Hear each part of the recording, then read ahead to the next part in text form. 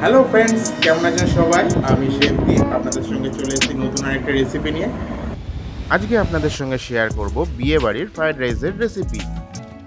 বাঙালি স্টাইলে fried rice বানানোর জন্য আমাদের লাগছে ক্যাপসিকাম জুলিয়ান করে কাটা, বিনসগুলো ডায়মন্ড শেপে কাটা, আর লাগছে ক্যারট মানে গাজর জুলিয়ান করে কাটা। দেখছেন আমি কেমনভাবে কেটেছি, এইভাবে আপনারা কেটে নেবেন। বিয়ে বাড়িতেও এইভাবেই কাটা হবে। এর সাথে আমাদের লাগবে extra grain long basmati rice. প্রথমে চালটাকে আমরা ভালো করে ধুয়ে আধ ঘন্টা থেকে 45 মিনিট আমরা জলে ভিজিয়ে রাখব। জলে ভিজিয়ে রাখার ফলে চালটা লম্বাও হবে আর চালটা তাড়াতাড়ি সিদ্ধও হবে। এপাশে আমরা ফ্রাইড রাইসের জন্য বানিয়ে নেব গরম মশলা। এখানে আমরা নিয়েছি দারচিনি, এলাচ, লবঙ্গ, বড় এলাচ আর জায়ফল। গোটা গরম মশলাটাকে আমরা হালকা স্লো ফ্লেমে কিছুক্ষণ তাওয়াতে সেঁকে নেব, যতক্ষণ না এর থেকে সুন্দর একটা ফ্লেভার আসছে। এবার আমরা গরম মশলাটাকে মিক্সিতে গুঁড়ো করে নেব। এপাশে আমরা জল গরম করতে বসিয়ে দিয়েছি। আজকে আমি যে রেসিপিটা শেয়ার করছি, এই রেসিপিটা আমাদের ক্যাটারিং স্টাইল বা কলকাতার বিয়ে বাড়িতে এই রেসিপিটা চলে। কারণ এই রেসিপিটা হলো অ্যাকচুয়াল নাম হলো ভেজ পোলাও। আমরা অনুষ্ঠান বাড়িতে বা বিয়ে বাড়িতে এই ফ্রাইড রাইস খুব বেশি পরিমাণেই খেয়ে থাকি, আর এটি খেতে খুব সুস্বাদুও হয়। তাই আজকে আপনাদের সঙ্গে নিয়ে এসেছি বিয়েবাড়ি স্টাইলে ফ্রাইড রাইস। বিয়ে বাড়িতে যেভাবে এই ফ্রাইড রাইস বানানো হয়, আমিও ঠিক সেই পদ্ধতিতেই আপনাদেরকে দেখাচ্ছি অনুষ্ঠান বাড়ির ফ্রাইড রাইস। আমরা জলের মধ্যে দিয়ে দিয়েছি তেজপাতা আর কিছু গোটা গরম মশলা। এবার আমরা জলের মধ্যে দিয়ে দেবো পরিমাণ মতো নুন। এবার আমরা জলটাকে ফুটতে দেবো ভালো করে।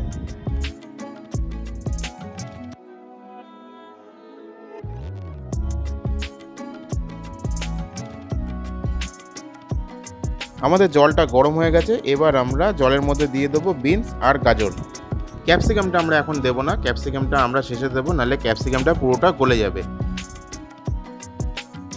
জল ফুটে উঠলে তবেই সবজিগুলো জলের মধ্যে দেবেন, না হলে ঠান্ডা জলে দিলে সবজিগুলোর কালারও চেঞ্জ হয়ে যাবে আর সবজিগুলো গলেও যাবে।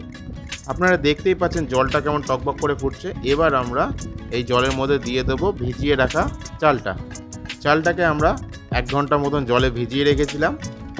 আপনারাও বাড়িতে চেষ্টা করবেন 45 মিনিট থেকে 1 ঘন্টা চালে ভিজিয়ে রাখতে। এবার আমরা চালটাকে জল ঝরিয়ে নিয়ে জলের মধ্যে চালটা দিয়ে দেবো।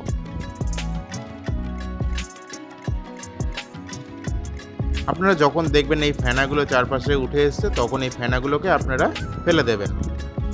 আমরা বেশিরভাগ সাধারণত বাড়িতে আগে সবজিগুলো ভেজে নিয়েই ফ্রাইড রাইসটা বানাই, কিন্তু এই রেসিপিটা আপনাদের কাছে নতুন, এই পদ্ধতিটাও আপনাদের কাছে নতুন। বিয়ে বাড়িতে যখন প্রচুর লোকের রান্না হয় তখন কিভাবে রান্নাটা করা হয় সেটাই আপনাদের সঙ্গে আজকে আমি শেয়ার করলাম। এই পদ্ধতিতে বাড়িতে অন্তত একবার বানিয়ে দেখবেন, তাহলে বাড়িতেই আপনারা বিয়ে বাড়ির মতন ফ্রাইড রাইস বানিয়ে ফেলতে পারবেন। ক্যাপসিকামগুলো আমরা চাল সিদ্ধ হওয়ার আগের মুহূর্তে জলে দিয়ে দেবো, না হলে ক্যাপসিকামগুলো পুরোটা গলে যাবে।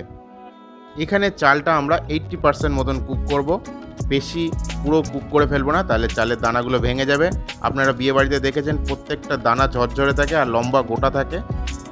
যদি আমার এই রেসিপিগুলো আপনাদের ভালো লেগে থাকে তাহলে অবশ্যই একটা লাইক করবেন, কমেন্ট করবেন আর ভিডিওটাকে শেয়ার করবেন। আমাদের চালটা 80% সিদ্ধ হয়ে গেছে। এবার আমরা চালটাকে জল থেকে তুলে নিয়ে ঝাড়িয়ে নেব একটি ছাঁকনির সাহায্যে। চালের দানাগুলো সাদা করার জন্য বিয়ে বাড়িতে বা অনুষ্ঠান বাড়িতে অনেক সময় জলের মধ্যে ভিনিগার দেওয়া হয়। আমি ভিনিগার ইউজ করছি না, আপনারা চাইলে ভিনিগার ইউজ করতে পারেন। আপনি দেখতেই পাচ্ছেন চালগুলো এখানে কতটা ধবধবে সাদা আছে। সবজিগুলো প্রপার সিদ্ধ হয়ে গেছে আর সবজিগুলোর কালারটাও সুন্দর রয়েছে।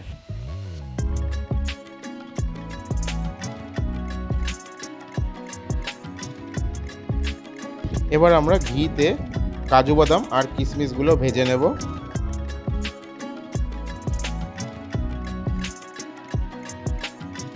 কাজু বাদাম আর কিশমিশ আমরা হালকা ভেজে তুলে রেখে দেব। এবার আমরা দিয়ে দেব আমাদের সিদ্ধ করা রাইসটা। এই সময় আমরা গ্যাসের ফ্লেমটা পুরোটাই বন্ধ করে রাখব। প্রথমে আমরা রাইসের অর্ধেক পাটটা তলায় ভালো করে সমান করে বিছিয়ে নেব, দিয়ে তার উপরে দিয়ে দেব আমাদের বানিয়ে রাখা গরম মশলাটা। সামান্য পরিমাণ গরম মশলা দেওয়ার পর আমরা এর উপরে দিয়ে দেব পরিমাণ মতন চিনি আর দেব কিছু কাজু বাদাম কিশমিশ।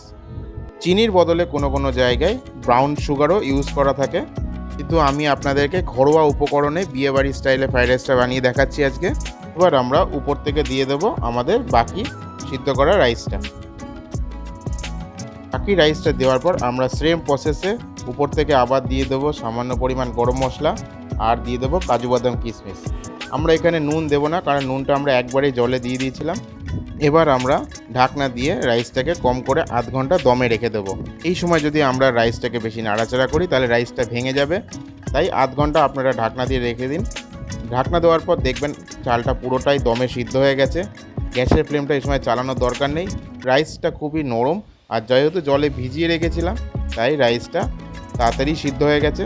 আপনারা দেখতেই পাচ্ছেন প্রত্যেকটা রাইস ঝরঝরা আছে আর প্রত্যেকটা রাইস লম্বা লম্বা দানাও রয়েছে। আমরা হালকা হাতে ভালো করে রাইসগুলোকে মিশিয়ে নেব। বেশি নাড়াচাড়া করলে রাইসগুলো ভেঙে যাবে। আমাদের বিয়েবাড়ি স্টাইলে ফ্রাইড রাইস রেডি হয়ে গেছে। আপনাদের কেমন লাগলো রেসিপিটা অবশ্যই আমাকে কমেন্টে জানান। যদি ভালো লেগে থাকে তাহলে অবশ্যই একটা লাইক করবেন। এবার আমরা ফ্রাইড রাইসটাকে পরিবেশন করে দেবো।